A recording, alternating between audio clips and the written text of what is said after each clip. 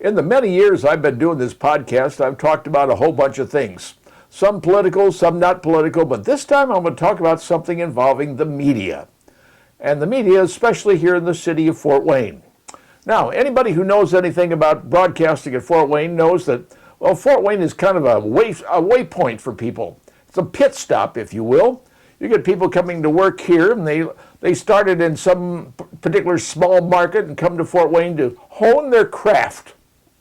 And most of the people in newsrooms especially, because we're going to talk about newsroom people right now, most of the people in newsroom, they move on.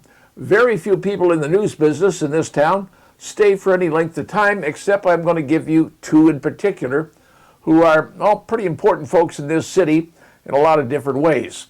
One, a lady named Linda Jackson.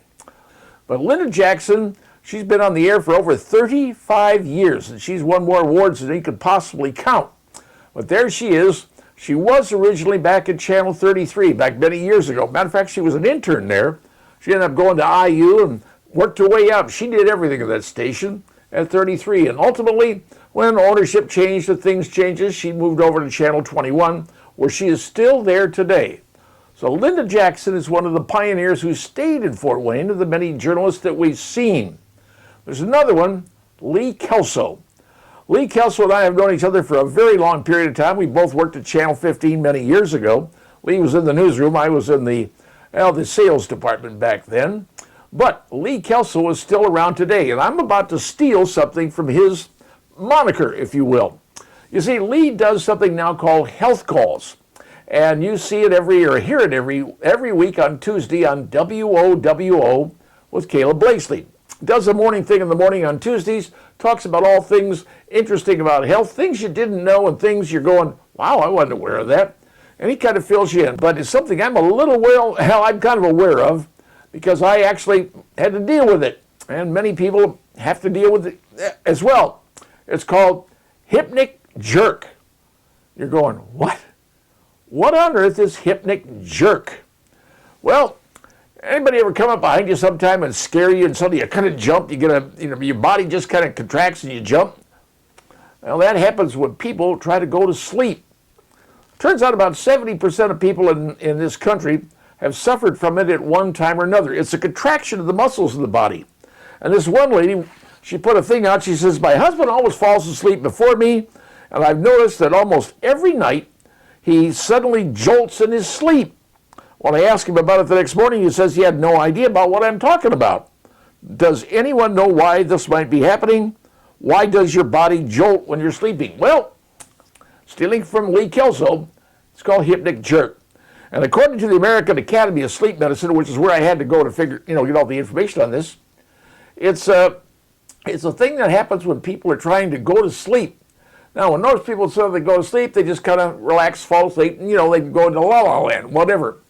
But some people, when they have stress on their minds or anxiety things going on, or they've excessive stimulant usage, that could be anything, frankly, smoking, antidepressants, a lot of whole things can affect your body when you're trying to go to sleep, because your body and your mind, when you're going to sleep, are two different animals. It's sort of like if you're driving a manual transmission in a car. We used to call them 3 in a tree back in the old days, 4-speed, but anybody knows anything about putting a car in gear, and when you pop the clutch, everybody heard this, anybody knows about a manual transmission, you pop the clutch, the car jerks, okay? Well, your body at night, when you want to go to sleep, and your mind is thinking about things, your body's going, hey, you need to cut that out, I need to go to sleep. And there's a moment that happens between when the body takes over the mind. It's sort of like popping a clutch sometimes. There's a jerk that happens in your body. It's a constraint of all the muscles. They just jerk. I've had it happen to me for a long time. I don't have it anymore.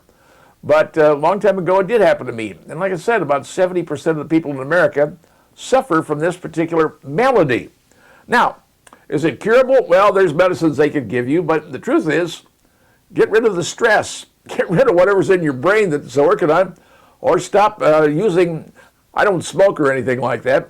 But if you take stimulants, things like that, the body's going, hey, my mind's thinking one thing, the body's going something else. So if you have somebody and it happens in your family, somebody, a partner or whatever, says, yeah, why your body's jerking? It's called the Hypnic Jerk. It's pretty common, folks. Like I said, 70% of Americans actually suffer with it. And eventually it can go away. And it happens a lot in younger people. But believe me, as one who suffered from it a long time ago, I can tell you it's no fun when your body pops a clutch when you're trying to sleep. It's called Hypnic Jerk, folks. Something you didn't know about, but maybe you're involved with, or maybe you know about it. And once again, my apologies to Lee Kelso and his health calls. This is something he would normally do, but I'm stealing it from him. And, hey, it's the way it goes. And now, you know.